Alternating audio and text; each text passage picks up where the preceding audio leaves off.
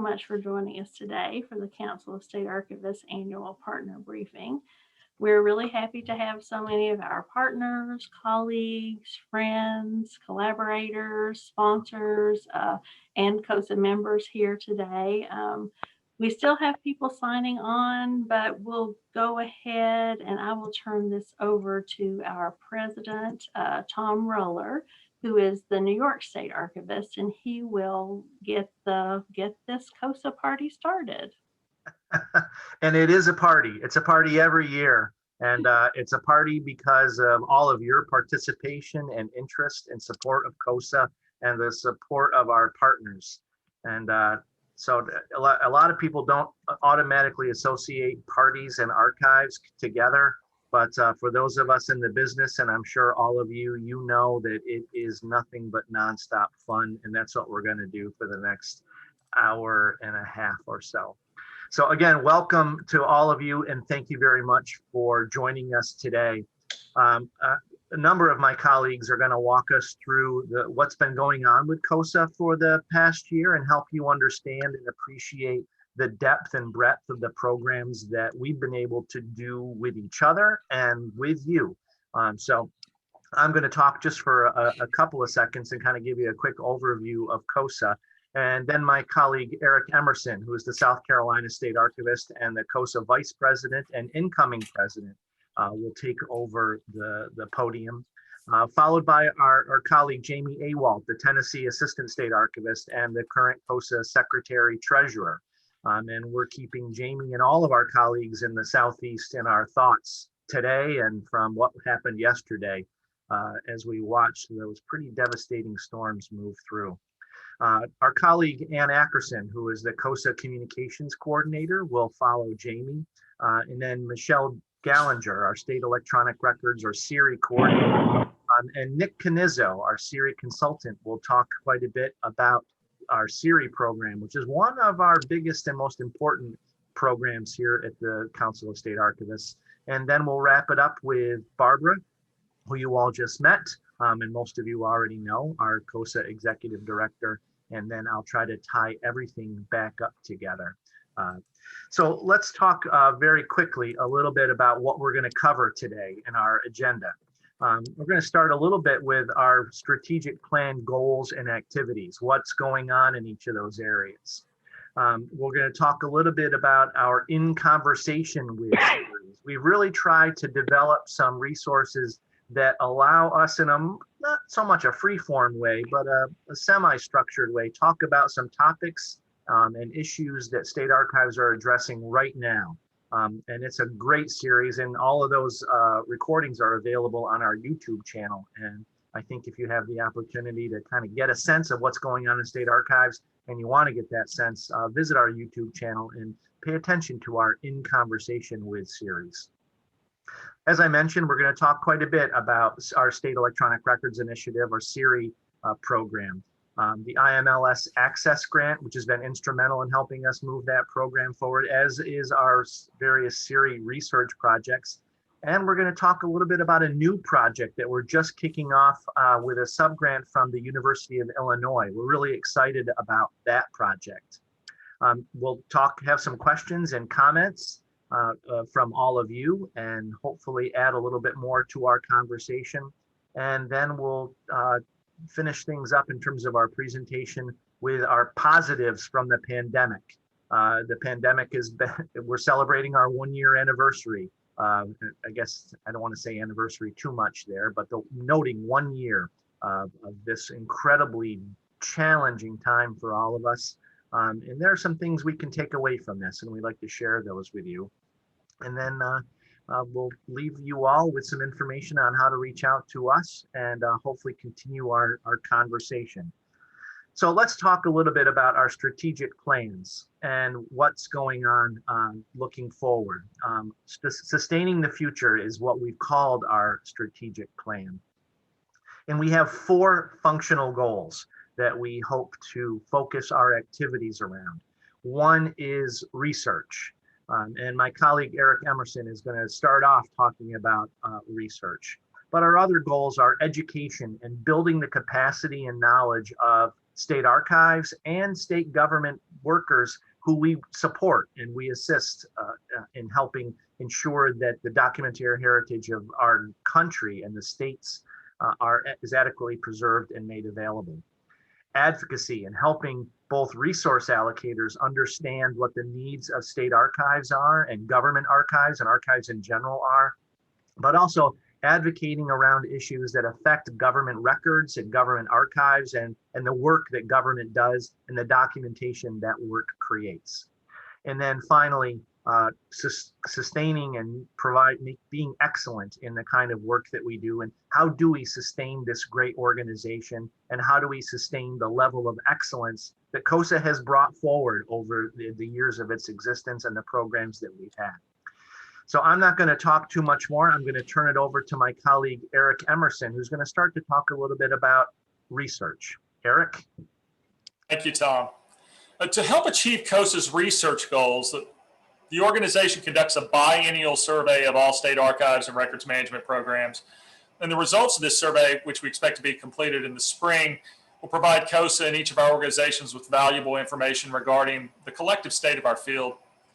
CoSA also undertakes various research projects through its State Electronic Records Initiative, and we'll discuss some specific projects later in this presentation, as Tom noted. To meet CoSA's education goals, we host monthly member seminars, which had over 1,000 attendees in 2020. We also conduct a joint CoSA-NARA quarterly webinar series, which explores topics that have shared interests at both the state and national level.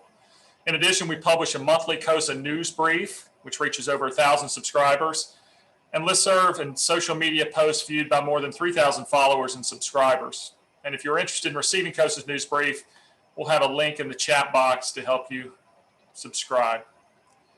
Now, without further ado, I'll introduce you to Jamie Awalt, the Assistant Tennessee State Archivist and the CoSA Secretary Treasurer. Thank you, Eric. So talking a little bit about advocacy. CoSA is active in advocating for federal granting programs and for the National Archives. We collaborate with many groups and just recently participated in the National Humanities Alliance on the Advocacy Day. We work with other archival groups such as SAA, NAGARA, RAAC, and coordinate archival priorities with those organizations. You'll find a link in the chat, I believe, to the advocacy page on the CoSA website, and this will lead you to different issue briefs and position statements on topics that are relevant to all of us in the field. Next, on sustainability and excellence. I don't know if my slide changed or not. Thank you. So mentoring and information sharing is an important part of CoSA membership. Whether an emerging or an established leader, CoSA members generously support and assist their colleagues with their shared experiences. We demonstrate the support of young leaders through several awards, including a leadership award with our platinum sponsor, Ancestry. We reach out to colleagues in our profession and in other professions and rely on assistance and expertise from our corporate sponsors to do this. CoSA and our members are re-examining programs, services, collections during this time of recognition of social injustices and of change brought on by the pandemic. So those are a few of the ways that we are contributing and participating actively in the field. So now I'll turn it over to Ann Ackerson.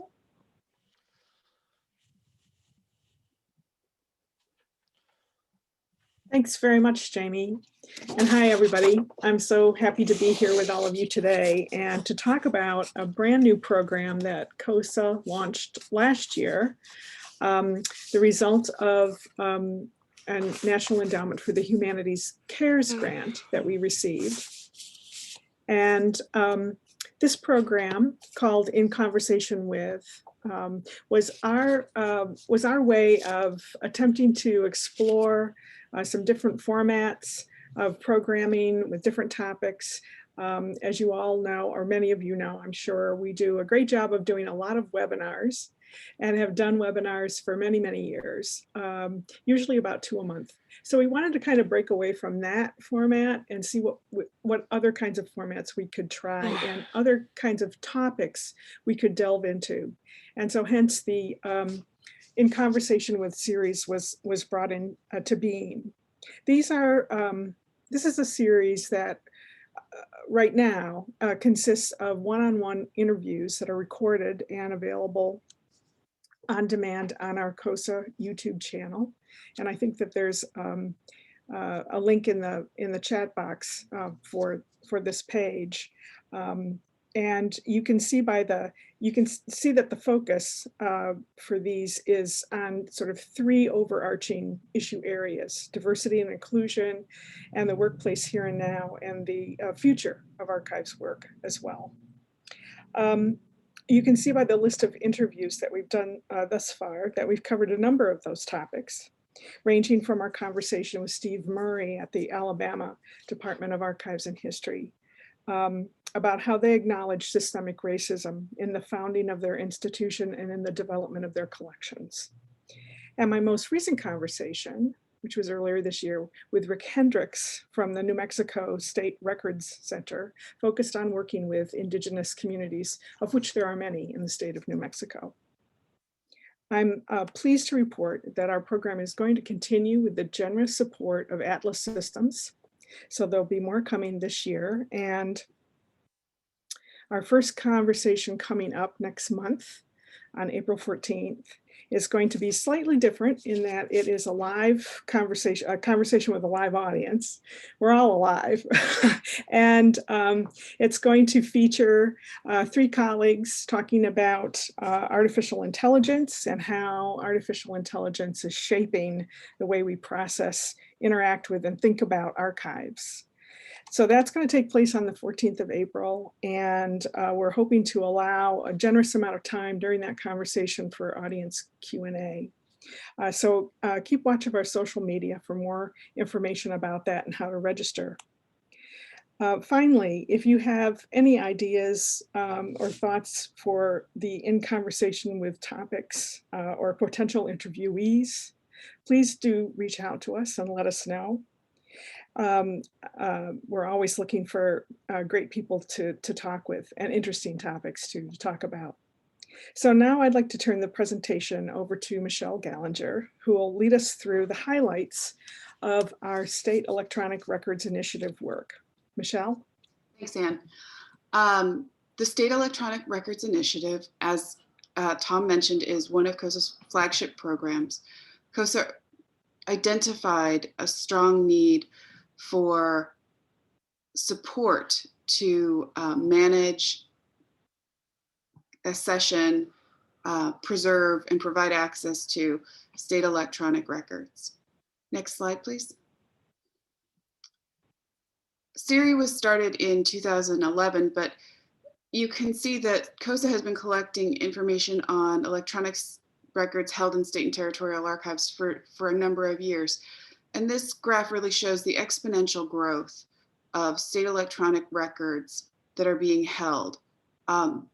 It does not show the exponential growth of state electronic records that have not yet made it to the state or territorial archives, though I assure you those have grown exponentially as well. Next slide, please. One of the premises that SERI was founded on and continues to work under is that urgent action is needed to support state and territorial archives in their work to manage digital records. Again, referring back to the earlier graph, but also to this number in here, 2,250% growth has occurred in electronic records holdings in state archives from 2006 to 2018. But as previously mentioned, that does not reflect the entire picture because some states and territorial archives still do not manage digital records. So if you can imagine, if everyone were handling state electronic records, that 2,250% would be even much, much greater.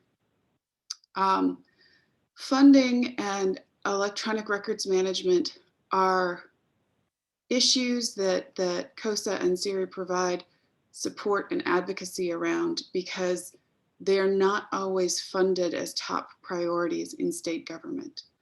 And a lot of legislatures have yet to fully understand the differences between archives management for physical records and archives management for electronic records. So there's an education component that we are very, very seriously working on as well. Next slide, please. We have been so lucky to have significant support for SERI over the years, both for the COSA Resource Center, which is a valuable place that houses resources not just created by COSA, but resources about digital preservation and also more widely records management. There's some lovely, helpful emergency preparedness materials in there, and so on and so forth. That initial support was given by NHPRC and has been instrumental in us creating and maintaining the COSA Resource Center over time. We're so dedicated to managing the COSA Resource Center that we are even embarking on a partnership with the Society for American Archivists Electronic Records subcommittee to have them assist in the creation of new records in the Resource Center, new items and the metadata therein. So that is an exciting development that we're currently undertaking. Special thanks also has to go to IMLS, who has supported some of the most current and some very substantive work of the State Electronic Records Initiative, including also the refinement and the relaunch of the Resource Center, which happened over the last, which was formalized in 2020. Next slide, please. One of the pieces that has been very influential has been the State of State Electronic Records report. Most recent version of this came out in 2017. As many of you know who are familiar with digital preservation issues, digital information is pervasive but fragile.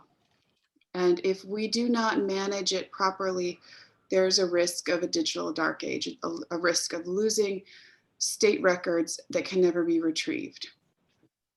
COSA, with its efforts around, from SERI since 2011, we've seen an increase of capacity, an increase of capability, an increase of management of digital materials of state electronic records. So we know that the work that we are doing is having an impact.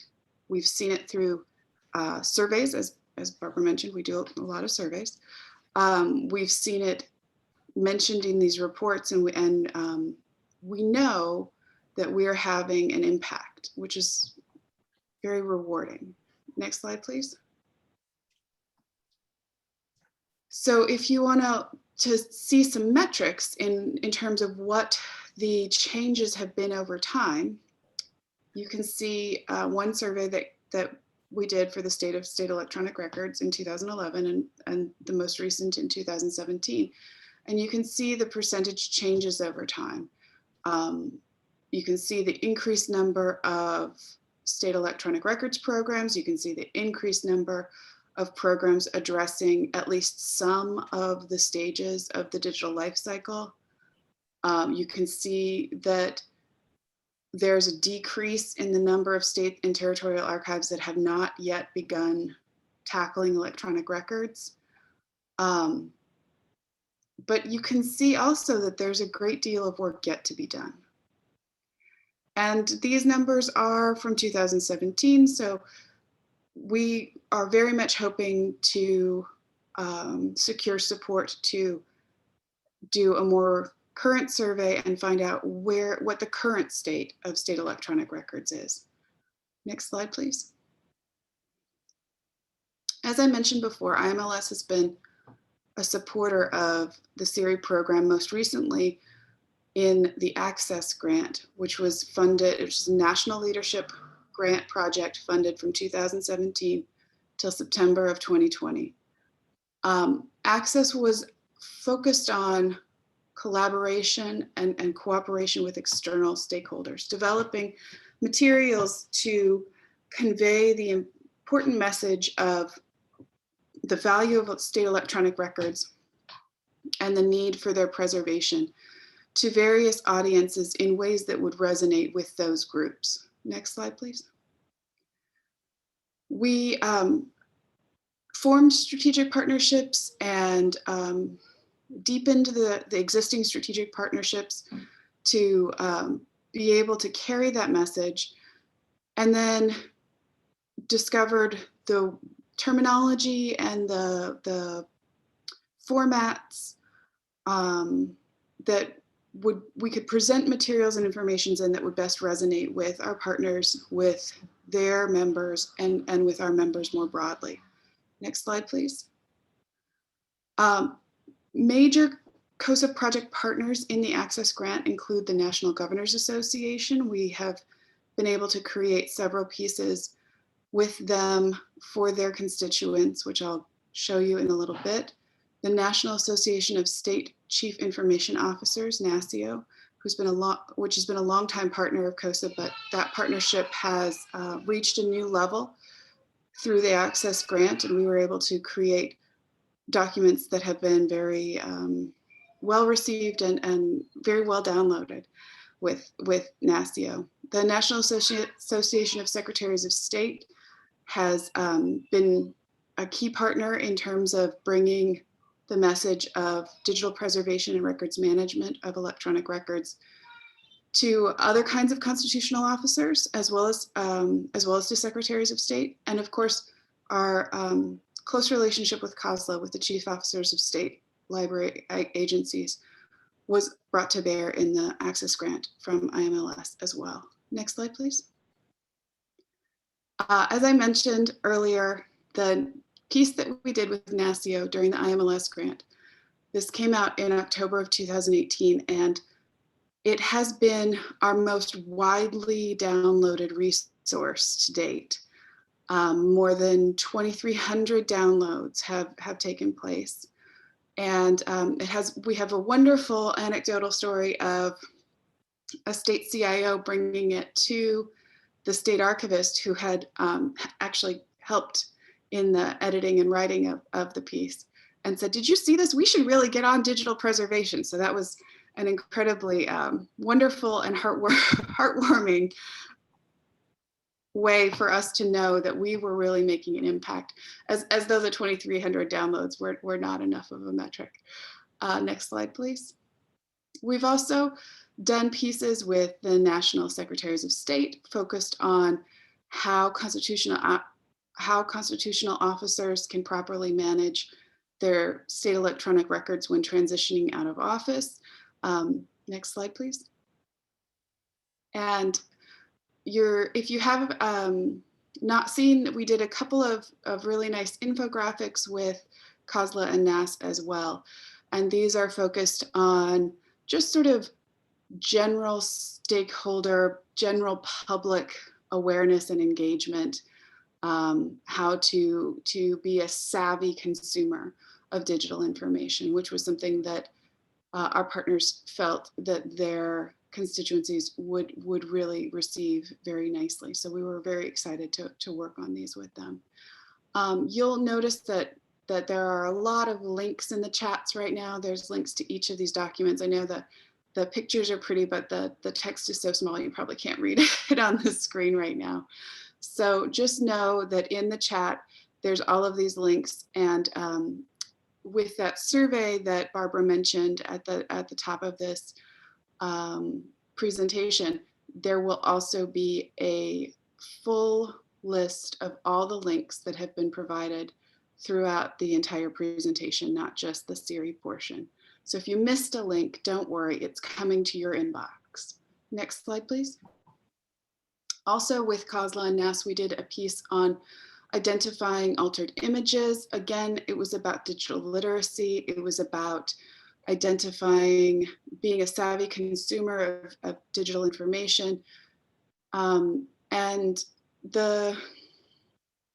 one of the results is that NASS and COSLA and CoSA are regarded as trusted sources of information, which is a lovely result.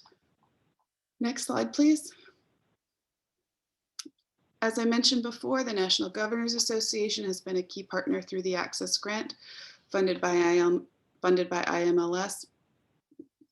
And we found that with different partners, we really had to focus on different aspects of the message that would be most, that their members would find most interesting, that they would be more receptive to. So while we talked with NASS about, NASS, about what to do when you're transitioning out of office, we used some similar information and recast it for NGA as first steps for coming into office, because their members were less interested about what happens when they're outgoing and were more interested about how to start off on the right foot. And since records management is always best done on day one or day zero, we thought that would be a great message to bring to them as well. Next slide, please.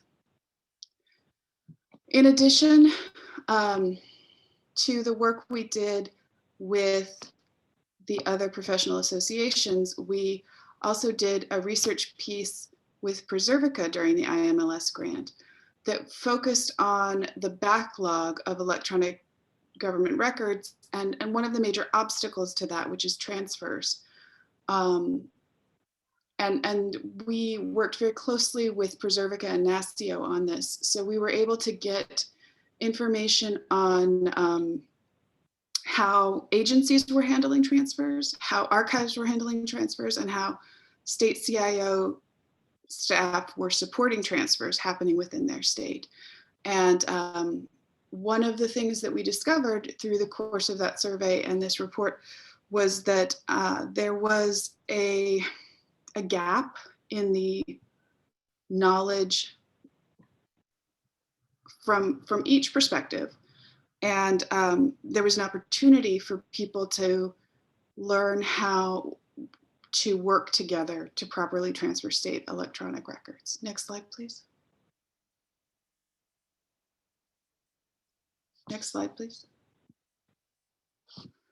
One of the things that we really identified as an opportunity was moving transfers of records from agencies to the state archives from being completely ad hoc, not scheduled or discussed ahead of time, to an opportunity to plan and automate those transfers. That's work that has yet to take place, but we would not have known about that opportunity and that need had we not done this work sponsored by MLS with Preservica and supported by NASSIO. Next slide, please. Here you can see that transfers are manually transferred. They're not usually currently scheduled. They're done on an ad hoc basis. In very rare occurrences are they planned and automated, and likewise, it's not usually, it's usually manually done. Next slide. SERI also supports initiatives like Electronic Records Day, which is about the awareness of electronic records and their management. SERI sponsors and SERI creates one of those twice a month webinars that Anne had mentioned, and that's supported by Preservica. We're so grateful for the care and awareness and support Preservica has offered to CoSA and SERI over the years. And this year they have decided to directly support SERI. And so we're very grateful for that increased support and increased dedication that they are giving us. We also do a best practice video series, which can be found on YouTube. And those cover some digital preservation issues on a high level, usually bit-brought metadata transfer, email processing, email acquisition that have been of interest to the folks on the various SERI subcommittees. And we think that they will be of interest to others as well. In fact, the bit-brought video has had more than 500 views, which for digital preservation YouTube video is pretty darn good. I mean, it's no Katy Perry, but it's pretty darn good. Next slide, please. Nick, I'm going to pass it over to you so that you can talk about our recent Move It research report. Great, thank you, Michelle. So I'm going to talk briefly, retrospectively, about the Move It research project that was conducted by Council State Archivist SERI in 2020. Couldn't have been done without Preservica and AVP, who were our sponsors on this project, so great thanks to them. The Move It project, modeling viable electronic information transfers. The goal of this project was to cast a wide net across state and territorial government, basically looking for self-described, highly successful electronic records transfers. So we were able to assemble a focus group of 11 experts, and I didn't say digital archivists there because we had some folks who were outside of the digital archives, which I thought was great. Some IT folks in that group as well, from 10 states, and we looked at 7 unique projects with a hope of trying to determine not only what were the best practices, but also how we could determine what success factors were for making an electronic records transfer happen. As Michelle noted, that there's a big gap in not only understanding, but also the will to transfer electronic records from records creators to archives. So that was what the Move It project was hoping to address. So it had some very simple goals. The first was to establish some roles, methods, and possible benefits for the SERI's identified major stakeholder groups. So these are the agency records creators and custodians, IT staff and agencies, and of course the archives themselves. And we wanted to make sure that we were not biasing our research in any way. With such a small sample group, we wanted to try to cover multiple different types of public agencies. So what rules and regulations they would be subject to, multiple different types of records. We wanted to make sure we weren't just looking at emails or just looking at unstructured documents. We wanted to make sure we were getting all the different types of records that we expect that state and territories are creating. And then lastly, we wanted to make sure that we were going to create a transfer template use case, which is just to say that something that those states and territories who are not on this, not at a high level of maturity, had something to build upon.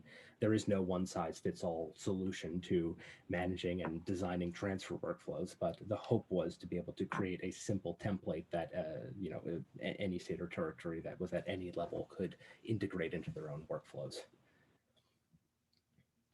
So after doing a year's worth of research and convening and meeting with a focus group a bunch of times and delving deeply into these projects, we were able to identify 4 major factors that led to electronic records transfer success. Obviously, having strong relationship with records creators was paramount. Without those who actually are the custodians of the records, both desiring and being able to transfer them, the transfers are actually non-starters. Having shared expectations, values, and goals with your other stakeholders, especially information technology, is really essential to make sure that not only that transfers happen, but also that they happen and they preserve those essential elements of electronic records, such as authenticity, such as the record reliability, such as its integrity, to make sure that there is no loss in data as data moves from one place to another. And we know that state government and territorial government, especially, they're getting more complicated. There is a broad architecture of information systems that exists. They're interconnected. They are sometimes and sometimes not integrated. They are managed by vendors or, again, managed by state agencies. So it ends up being a complex patchwork of technologies, and a thorough understanding of what all of them do, how all of them work, and how they touch electronic records is extremely important in being able to actually ensure that you capture the right information and get it from the actual records creator to the archives. So without that thorough in-depth knowledge, which usually has to come, again, from your shared expectations, values, and goals, and your strong collaborations. These are all kind of part and parcel of the same thing. And then lastly, it's like I said at the beginning, having flexibility in your transfer workflows we found to be extremely valuable. One thing we said a lot during the project, is that the old quote, no plan ever survives contact with the enemy, which we know is true about electronic records transfers as well. None of the projects ended as they started, but yet all were very successful. And the idea is that every state agency and territorial agency is going to be different. They have different rules, they have different statutes, they have different requirements for everything. So assuming that you're going to have one transfer process for all of them is not realistic. So having some flexibility in what you do and how you do it ended up being very valuable for our focus group.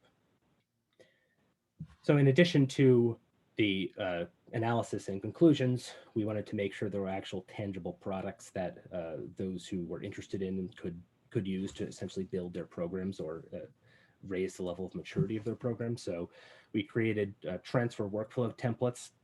You see one of the advanced ones there, but there's a simple one as well. These are just really simple workflows for what types of elements an archivist or a records manager or even just an IT staff member might want to know about when thinking about how to actually transfer electronic information. Those are annotated, so we put a bunch of commentary in there to really flesh out the context for what you're seeing. Additionally, we have a list of basic electronic records transfer requirements. That's, if you're working with your IT or your state agencies to understand what really needs to be thought about during an electronic records transfer. It's a good document to refine and distribute to your other stakeholders and work with them, shared goals and values. Then we have a simple transfer form, having a documentary part of your workflow or multiple documentary parts where you can have sign off, have capture valuable pieces of information. That's a really important part of making sure your workflow is transparent and auditable to make sure you haven't made any mistakes. We have a simple transfer form that can be freely edited, adapted to your own agency. And then lastly, we had just some really basic scripts to make the task of doing a simple inventory, what types of records are we talking about? What type of file formats are we talking about? How many are there, et cetera? Those are all available with the Move It report on the Council of State Archivists website under the Move It section. So I thought it was a very successful project. We got a lot of great information out of it, and I encourage everyone who's interested to check out the report and any of the tools. So thank you. So I'll transition quickly from talking about our retrospective project to a prospective project, which is the Prepare project, which we are just starting this month, or rather this year, and really kind of kicking into full gear this month. Prepare is preparing archives for records in email. That's part of the University of Illinois Library Email Archives Building Capacity and Community grant from the Mellon Foundation. So we have thanks to both of those groups greatly for the support of the grant in this regard. The purpose of the Prepare project is to address one of those gaps that Michelle mentioned, which is there are millions or tens of millions or potentially hundreds of millions of emails sitting in email servers, records management systems at public agencies that are eligible for permanent retention have not yet made their way to the archives. We know that digital preservation is not necessarily happening in the way that it needs to on those records. So Prepare is our 2-year project to both understand the complexity of what those problems actually are, where the barriers are, and then not only create some, much like the Move It project, tools and templates to address those, but also to help states and territories directly address those barriers. So to that end, we are starting with a needs assessment, which is going to go to all of our constituents, and is I think it's very thorough. We're not just talking about archival needs. We're really trying to look across the government enterprise to say, what are the needs not only of the state archives, but also public agencies, your elected officials, so on and so forth. Where is email being created? Where is it being stored? How is it being managed? Who's responsible for its management, et cetera. After that needs assessment is complete, we're going to identify some key best practices that are necessary for states to move forward. And then we're going to move into a phase of testing where we're hoping to be able to test out a bunch of different workflows, but also tools, both open source and proprietary, for the capture, description, transfer, management, access, preservation of email, the whole gamut, so to speak. And then we're hoping that one of the big things that come out of this is a direct mentoring and assistance component where we can work with those states and territories who have the greatest need to help build out their technological maturity or their digital preservation capability when it comes to electronic records specifically, or electronic messages specifically. And then we're hoping really to build a community of practice around this, because we know that the states and territories might be different, but there's much more in common in terms of their electronic records management and their email management problems than is different.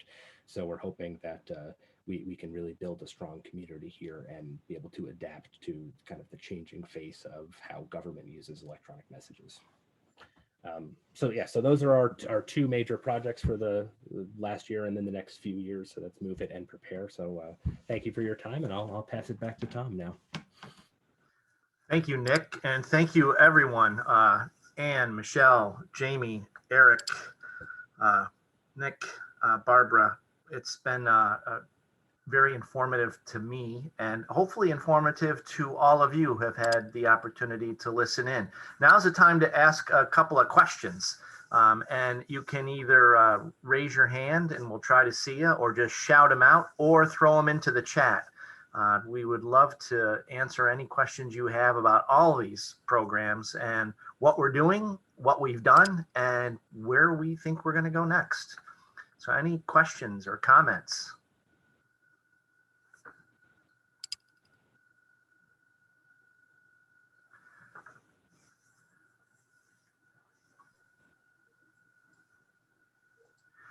That is Tom.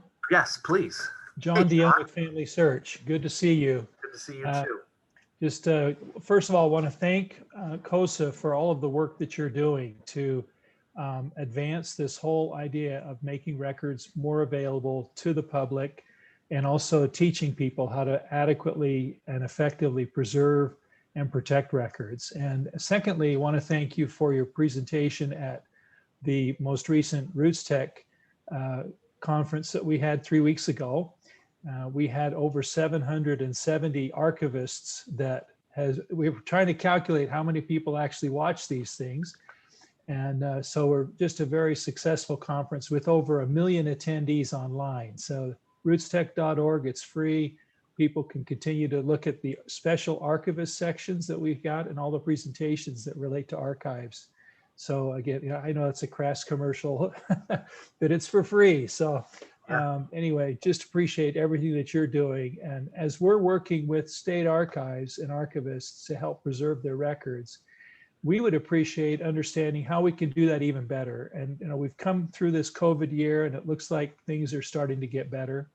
And we're interested in learning more from COSA, how we can be more effective in working with you and working with archivists in general to help them identify and focus. Our focus is primarily on historical records, not the most recent ones, but the ones that enable people to find their families, to do their family history research, and not only learn about the facts, but also the stories that underlie the history of their families. So I just wanted to put that question out there. We're happy to talk about it now, or happy to take questions later, offline. But that's again, thank you very much for all the work that you're doing.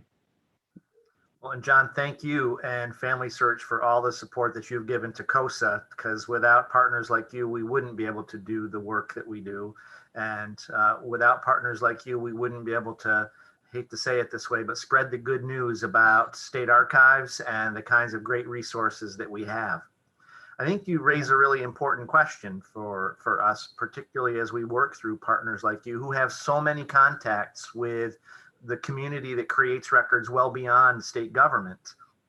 And I'm sure my colleagues can weigh in on this, but I would call many of you to take a look at the resources at the COSA website. One of the things that almost every state archives does is we provide a lot of publications, a lot of sort of videos and other resources that address just the question that you're asking, like how do people manage and preserve records well, in helping folks find that at their own state or their own territory. And the COSA website is a great clearinghouse for how to get to those places. So that's, that's at the very ground level. Someone asks a question, how do you give them an answer? Well, here's where an answer may or may not be. And Good, Tom, thank may you. I add something to that about our platinum sponsor Ancestry and our very valued sponsor Family Search are interested in historical records, and we are too. But obviously, COSA and COSA members have a long history of dealing with paper records, and that hasn't been an urgent as urgent as dealing with electronic records. So that's one of the issues, and why COSA has been emphasizing electronic records and digital preservation for our membership, because everyone is doing really well with their traditional paper collections, but there's an urgency to deal with electronic records and digital preservation that we don't necessarily have in dealing with historical records, although all 56 of the state territorial archives and the DC archives consider that just as important. The issue is that those records won't really disappear where these digital materials could possibly disappear, but we do appreciate the help from Ancestry and from Family Search about looking at our historical records. Thank you. Good point. Thank you both. It's Mike Quinn here. Can I ask a question? Hi, Mike. Please. Good to see you. Good to see you. You too. And thank you very much. It's been a great presentation, and what COSA is doing and what all your members are doing is always astonishes us, and we're very proud to be working with you. I had a particular question, which is during the pandemic, there's been quite a shift of folks having to work remotely.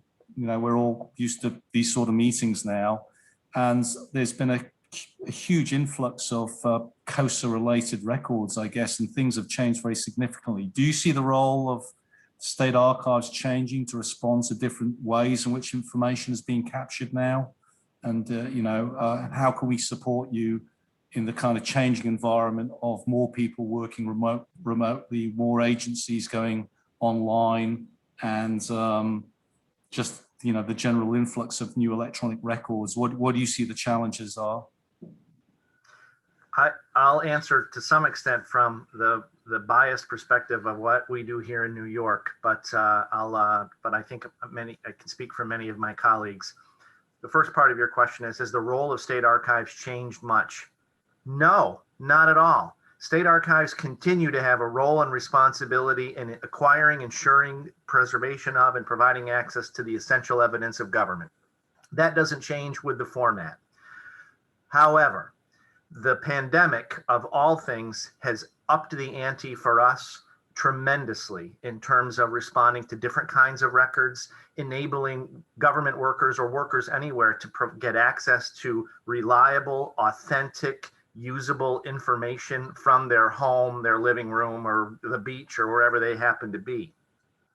And it's because we have developed strong relationships and have great supporters from the vendor community like you, and the role that Preservica plays in allowing us to do those things, acquire, preserve, et cetera. We have an answer when state governments are coming to us and saying, what do we do with this or that, these digital materials or those digital materials. And that's really essential for us. One of the things that's really important, though, is that there's still a gap in our capacity. There's still a gap in our ability to meet the needs of government. Every government now, I say every government, governments are looking at Office 365 as to some extent a panacea, or Google tools or whatever, to work with their workers and deliver the business and do the business of government. We need to be able to respond to that. SERI is a really important project. This new project that we're doing with that just kicking off that Nick talked about. Those are going to help us develop both the knowledge base, the skill base, and the capacity within all these state archives to leverage the investments that we've already made with digital repositories, with the guidelines that we've produced, with the kind of the playbook that we did with NGA, et cetera. Those aren't the end of the process. Those are building blocks in helping us do what we have always had to do, but now doing it faster, better. And again, I think we have the raw material to make it happen, but it's because of, again, the investments that we've made already, but the opportunities that are in our hands right now, again, through you, through our other colleagues, and through these grant programs. It's gonna really help us quite a bit. Michelle Gallinger just published in the chat a great resource that we put together about managing public resources within the pandemic. Again, we all know so many people were unaware that the work that they were doing was creating public records from their living room or the beach or wherever they happen to be. And again, the pandemic gave us the opportunity to help them realize that and to capitalize on the fact that many of them did realize that. Tom, Brian Peterson with Ancestry. Can I step in really quick just to reiterate that point?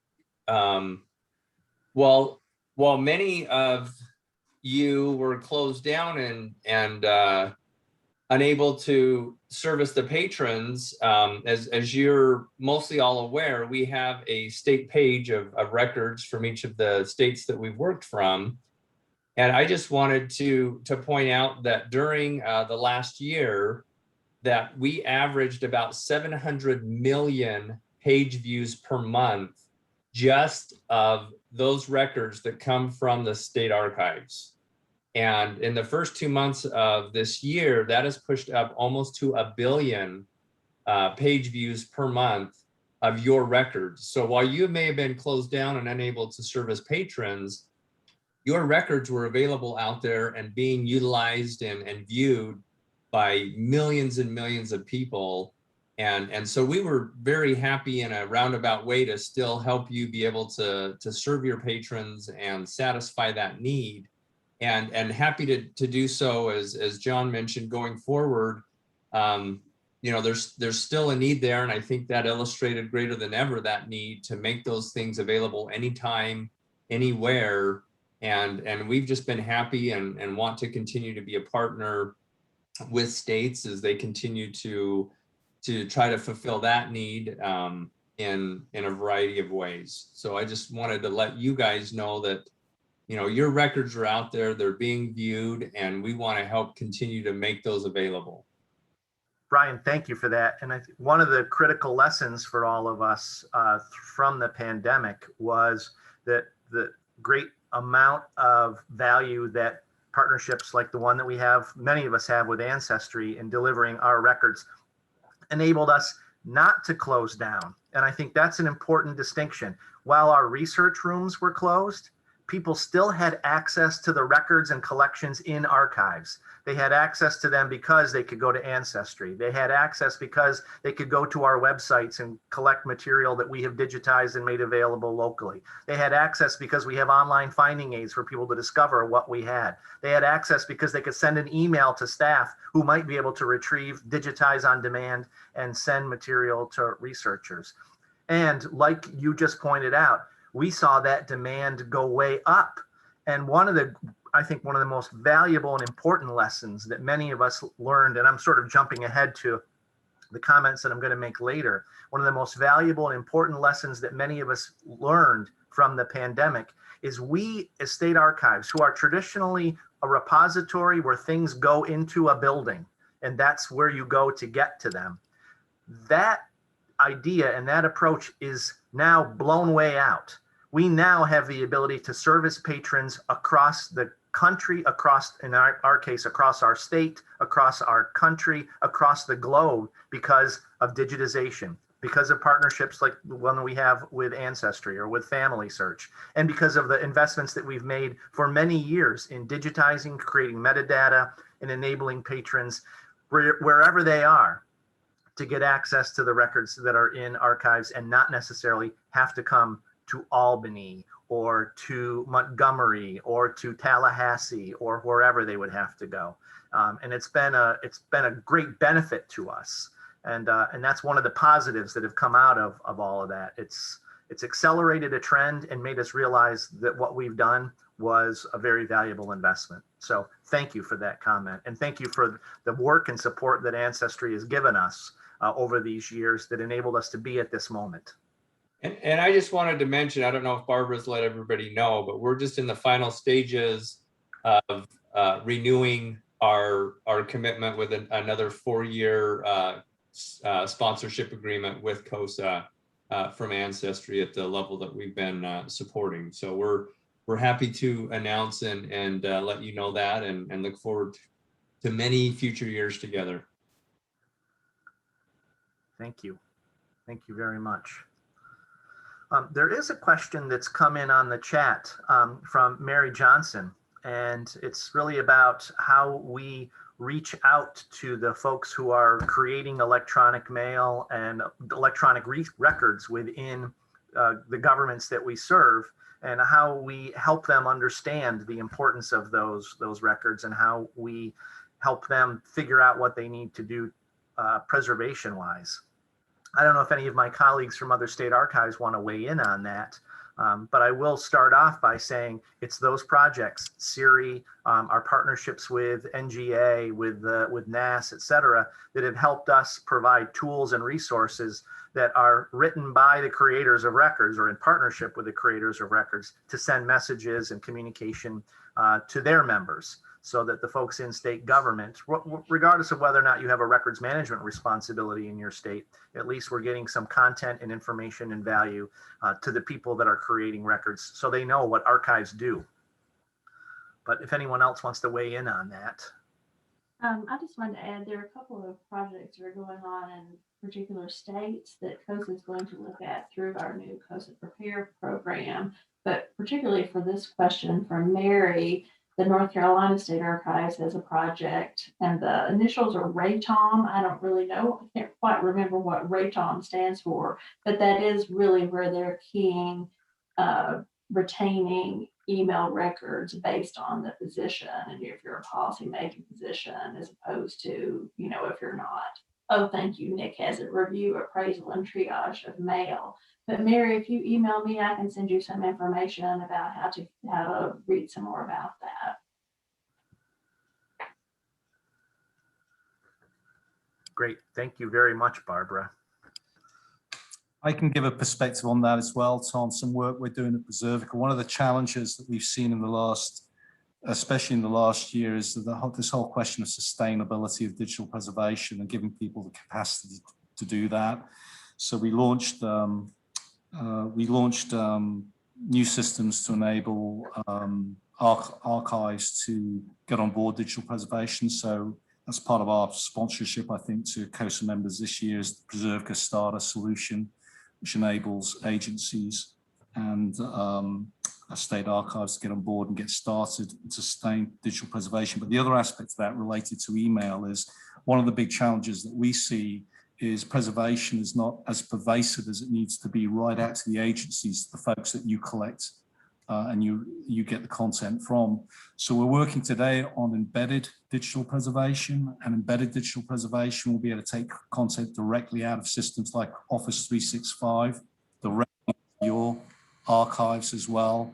That's a project we'd love to be working with you on moving forward. Imagine if an email that's generated automatically gets tagged and automatically finds its way into the state archives. Imagine the effect of that. That's the kind of thing that we're working on. So look forward to working with you on that. my colleagues are used to hearing me talk about ancient history. It's nice to see that the concepts that we talked about in the Foremost project, which was run out of the National Archives of Canada about 1,000 years ago, or maybe just 20, are now we have the tools. And again, this is where our partnerships with you all and others have been so essential. We now have the tools to implement our dreams in some cases. And I think it's okay, maybe not fully implement them, and they're not really our complete dream, but still it's a great opportunity. And it's nice to see, again, automatic archiving, figuring out what's got to be preserved and managing it from the very beginning of its life cycle has been great. So we think that's the big challenge now, which is how do you move this content from the agency through to the archives? And that's something that we're very interested in working with you on. Working with Nick and the team on the Move It project has been key to understanding that and enabling the technology for the future. Awesome, thank you. Well, in the interest of sort of moving on, I'm going to just talk a little bit towards the end here about what's happened with state archives in this era, this past year, these past 12 months, and what's happened at state archives. And I've covered some of this already. Many of us, I think, will say, we didn't really close. In fact, we stayed open, but in new ways. And the pandemic, like all of you and everyone across the globe, learned to do our business in new ways. And in many ways, those new ways are ones that are going to continue and going to help us move our programs and the access to those records and the ability to manage and preserve them forward into the future. So things like the digitization and making digital collections available and making sure our websites were continually up and operating and running. As Brian pointed out with some of those statistics, we all experienced big spikes in the use of our collections, which meant that the platforms that those resources lived on needed to be able to stand up to the challenge. And that worked out very, very well. Again, we did a lot of work in trying to make sure that people understood how to get access to our records from home. And it was a great opportunity for archives across the country to make sure that people saw what the value in archives were. Again, genealogy became a very popular topic, which was great, but all of those graduate students who were working on their papers needed to have access to the great resources in archives. So we got a lot of those kinds of inquiries and did a lot of their work. So sharing information about collections so that people who needed to use them were aware of where they were and how to get access to them. And then one of the last areas was in the state archives, we have all done a lot to provide resources and tools to teachers. And as we saw, and probably many of you on this call today know, almost every parent in the United States or in the world became a teacher. And how do you provide resources to those students who are sitting around your kitchen table? And state archives really, it gave us an opportunity to take the resources that we've been delivering to teachers directly for many years, and also make sure that those resources were available for home teachers and the new teachers that were just minted a year ago. So it was a great opportunity to connect them with primary resource materials and the tools needed to use them in a pedagogical setting. So that was a great benefit for us. We can move on to the next one, Becky. So some of the other things that we did that are a little bit more practical. First, documenting this pandemic and the response of governments to how we responded to help make sure that the next big public health crisis can benefit from the lessons that were learned here. Many of us, when the pandemic first started, were fielding a lot of questions about the state's response to the 1918-1919 Spanish flu epidemic. And some of us had some stuff, but there isn't as much, and there isn't a lot. But there were a lot of lessons that could have been derived had better documentation been kept. Well, we're not repeating that mistake. So there's a lot of work being done at state archives and across states to collect information on the pandemic, not just the government response, not just the scientific response, but also the human response. And how do you help people? get through these very challenging times, and what are the appropriate approaches to helping people thrive in a very difficult situation.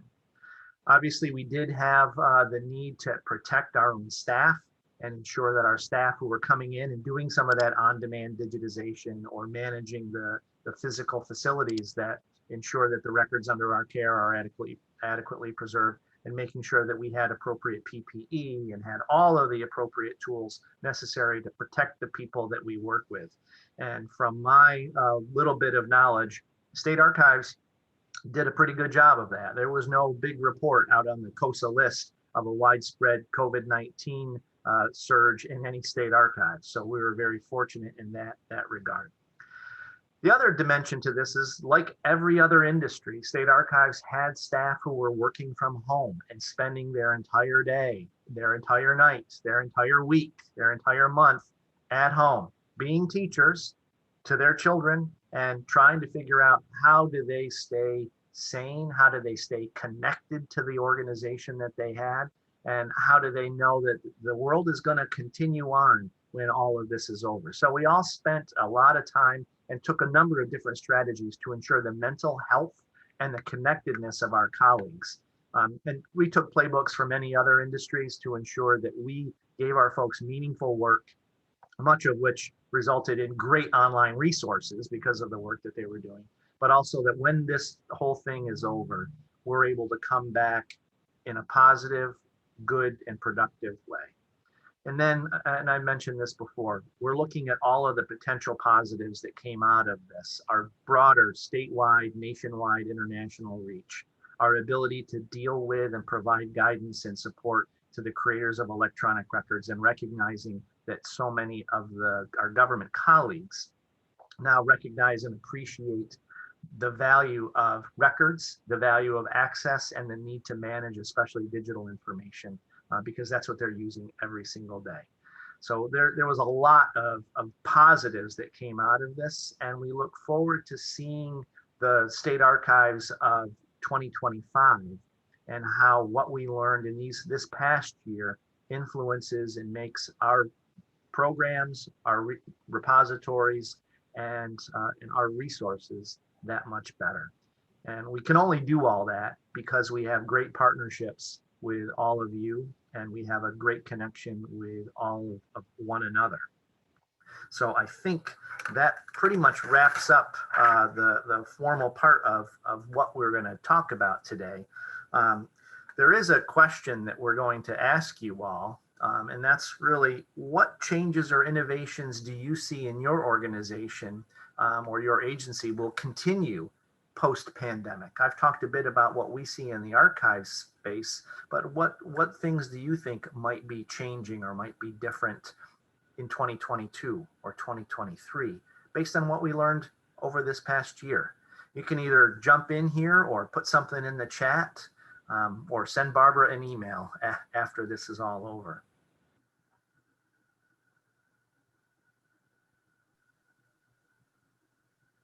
I'll start off by saying I probably will not wear a necktie again. And one of the most important innovations I have is I have to find a whole new wardrobe instead of having to have a suit every day.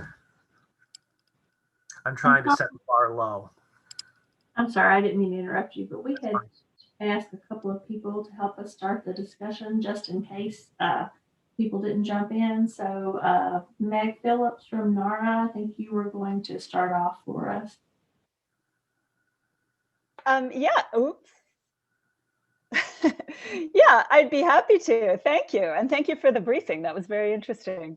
So I'm going to say something that I think is probably a very common experience, which is that we have learned how to work together on video with a distributed staff. And so NARA has offices all over the country, and we're realizing how fabulous it is to have everybody equally present in a video meeting, rather than having some people in person and some people remote. And I personally have benefited from this tremendously. But I think throughout the National Archives, we've really learned what video meetings can do for us. So we're all in. We think it's going to be great moving forward, and we're working together on a more equal footing and in new ways that in many ways are better than the way we were working before.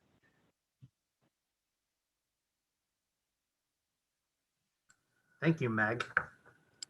I'd like to echo what Meg just said. We've learned the same sort of thing with video, and that it does put everybody on an equal footing. The other thing that we just had an announcement from our HR department that went out yesterday that said that in the foregoing future, we will be working in a distributed fashion. And so I don't know what they're going to do with the buildings. We may have some really cheap land or buildings available for sale in the middle of downtown Salt Lake City, but it's going to be a change that's positive. It's welcomed. Our organization is similar to yours. It's across the country in some ways, and it's also across the globe. And so I've been in a number of meetings over the last 8 months that have been global meetings, people from China, people from Europe, all kind of. The challenge that we have now is trying to understand what time is it and when should we have the meeting? And so there's a lot of things that we're still learning, but it's been really good because we're learning from each other things that we had never really anticipated that we could learn. A lot quicker sharing of information and processes. Great, thank you very much. Hey, Lori. We have Kathleen Teff from NEH and then Lori Ashley from Preservico. Hi, thank you all for this briefing. It's always great to learn from your group. And I just wanted to note a change for our agency. This is not necessarily an innovation and certainly not necessarily a positive given the immense need that we're seeing in the cultural sector, but a huge change for us is we have a lot more money to distribute this year. So I just wanted to say that through the CARES Act, we had $75 million in supplemental grant funding. We were really pleased to support COSA with a CARES grant to maintain its schedule of webinars and ongoing educational programming, as your colleague Ann Ackerson described. But we have recently received or will shortly receive $135 million in supplemental funding from the American Rescue Plan. And our agency is working out the details right now about how that will be distributed, but I just wanted to let everyone know on the call to look on our website, and through grants.gov in early April is likely when the notices of funding opportunity will go out. 40% of that additional funding will go straight to the state humanities and jurisdictional councils. But the other very large component, about $80 million, will be distributed through direct grants. So please be on the lookout for that, and please be in touch if you have any questions about that. We continue also to support state archives through our regular grant programming. And I'll just mention humanities collections and reference resources is an opportunity that state archives have done well in. And that deadline is every year in July. So thank you for the chance to give you a quick update. Thank you, Kathleen. Hey, Lori, I think you're next. Wow, that's a tough act to follow there.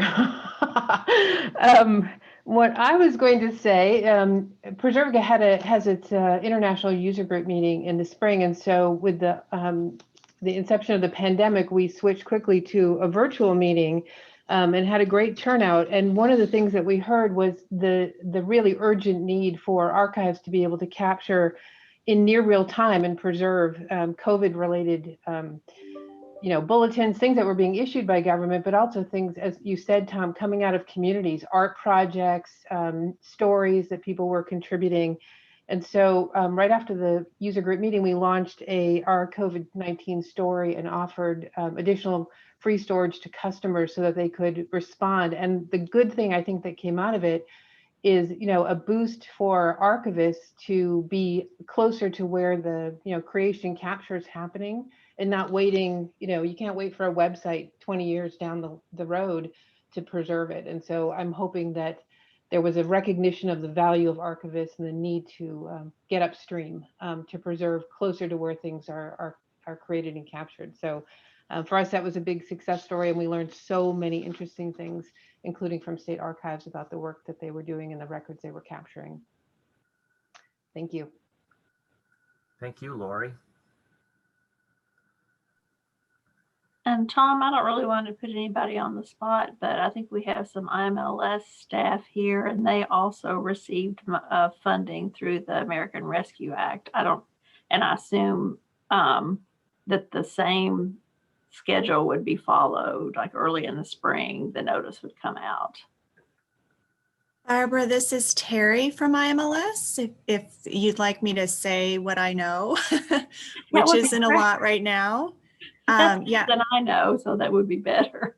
I don't know what our timeline will be at the moment for our direct granting opportunities. I think NEH will probably have the speed factor over us on that. However, we will be getting 178 million of our 200 million out to the state library administrative agencies, of which I know many COSA members are intimately familiar. So we have already posted the state allotments to our website. I can probably put that in the chat box so people can see what their state will be getting. And we will get those grant awards out in April. The remainder is a little bit of a work in progress. So just bear with us as we figure out how best to use those funds to respond to what we're hearing from the architects of this bill and what they expect us to do with it. Thank you very much, Terry. Yeah. You're on mute, Barbara. Sorry, we have Amber Farber from American Alliance of Museums who'd like to share with us too. Thank you so much, Barbara, and everyone for the fantastic briefing today. And the NEH and IMLS updates are a bit of a perfect segue. So I wanted to, first from the museum perspective, echo what others have said before about staying open even while you're not physically open, serving the community in new and essential ways, being able to tell the story of the way that museums and other collecting institutions, for example, that while they were closed, donated the kind of equipment that they have that serves as PPE and other equipment, and this is particularly especially true in conservation and archival communities, the rest of the world, even our friends and family, right, don't realize that that museums and collecting institutions have those kinds of supplies and use them to do their day-to-day work. So while we were pivoting to providing online programming, we were, there were so many stories of museums donating those materials and supplies that they weren't using in hand.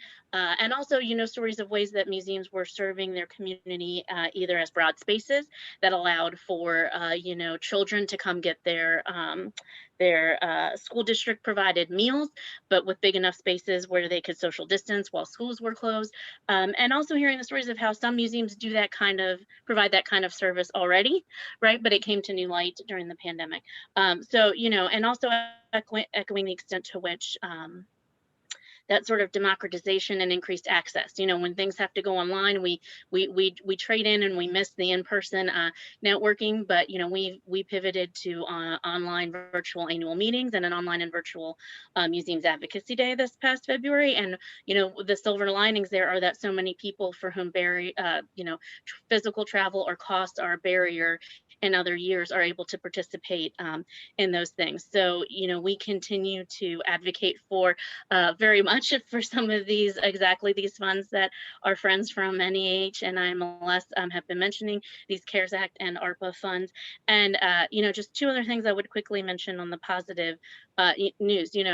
Similar to kind of the usage rates you all have seen on some of your websites, we created a free for everyone, given the circumstances, deep bench of COVID-related resources, and have seen unprecedented, I don't have the numbers in front of me, but unprecedented web traffic there. The other thing we've seen is that more people advocating than ever before. Now, I don't know that those numbers will stay where they were in 2020, but certainly we introduced some new people to it. And this advent that, folks were at home on their computers, even more so than maybe when they were physically at their day jobs, and able to take advantage of online advocacy opportunities. And of course, unfortunately, folks who have been displaced or furloughed had time and energy to advocate for continuing to sustain industries like the museum industry. And just one other perspective I would mention here, another sector that has learned to embrace virtual and digital in a way that I think will likely be here to stay is Capitol Hill and congressional offices. You know, every conversation and session I'm involved in with legislators and congressional staff speaks to that. While many offices weren't looking to do full-on virtual advocacy prior to the pandemic, now they really see the value that their Alaska constituents or their Tennessee constituents or whoever from around the country can have access to them, can have successful meetings with them.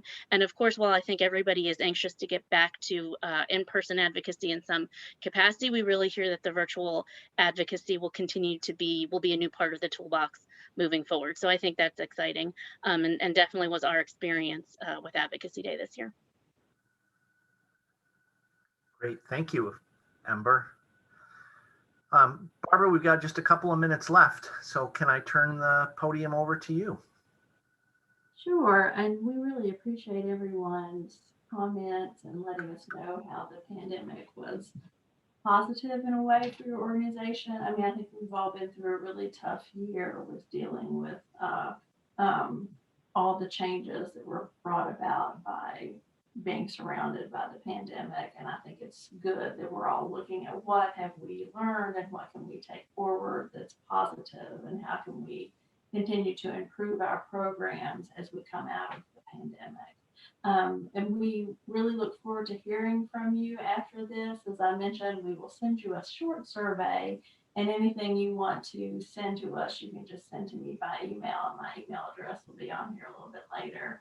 But we do have many ways where you can find what COSA is doing. We have a website that actually is we're updating it. It's going to be really modern looking and nice sometime within the next 6 weeks. So if you look now and you look a little bit later in April, you'll be pleasantly surprised, I think. Also, several people mentioned the COSA Resource Center, and we're expanding it with help from some of our friends at the Society of American Archivists, and through some of the grants that we've been working on, we've added more material to the Resource Center. It really is a good place to find any materials about state archives and archives in general, and we keep adding to that. We're also on our new website. It's going to be much easier to search, much easier to find what you're looking for, and also more pleasant to look at. We're also on Twitter and Facebook, as everyone else probably is. And most of the things that you've heard mentioned are on our YouTube channel. We have all our webinars, from our COSA member webinars to our State Electronic Records webinars to the short videos that were mentioned, like about bit rot and metadata and other things that we're working on. And then AVP, one of our sponsors, is also taking our webinars and making them available for full text searching through their aviary product. So if you're looking for anything that COSA has recorded in the past 8 years, you can search, like digital preservation, and you come up with a lot of material, or you can narrow it down and ask something more specific. And that's been very useful to all of us. So we hope that you'll visit some of our sites to get more information.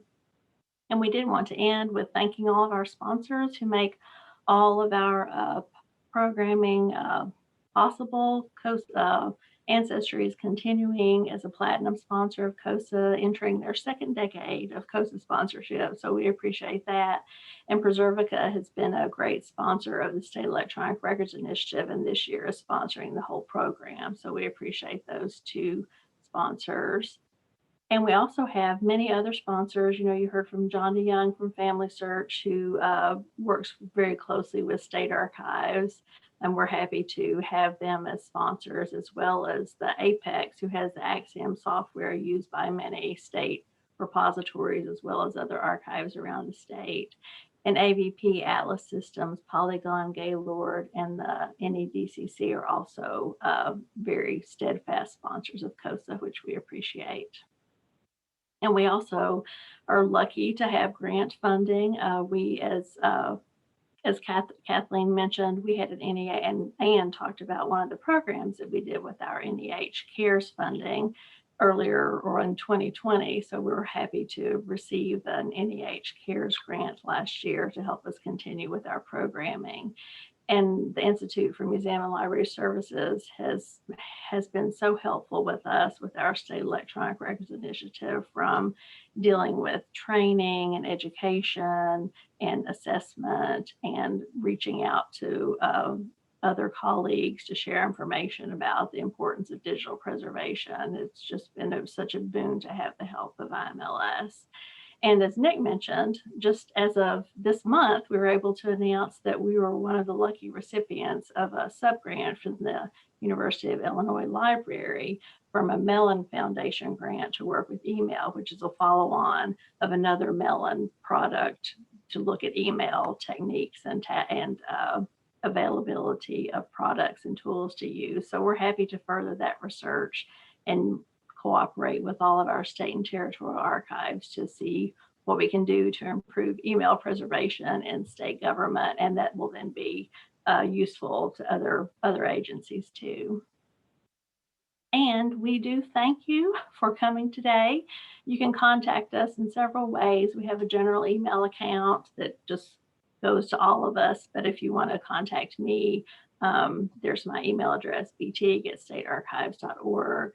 Also, telephone is good, or you can also leave a message on our website if you can't remember any of this. But we do appreciate everyone coming to see us today and sharing some information with us, and also sharing a couple of hour and a half with us so that we could tell you some of what COSA is doing. You know, we really have just hit the highlights. We have an amazing group of state archivists and state archive staff all around the country who really work very well to serve their residents and citizens with only on a shoestring budget. So we're really trying to do everything we can to support our members around the country. And if you have any questions, please let us know. We appreciate everyone for coming, and thank you for all the nice comments in the chat. I like Team COSA. I think we'll do that. Thank you so much for coming, and we appreciate it.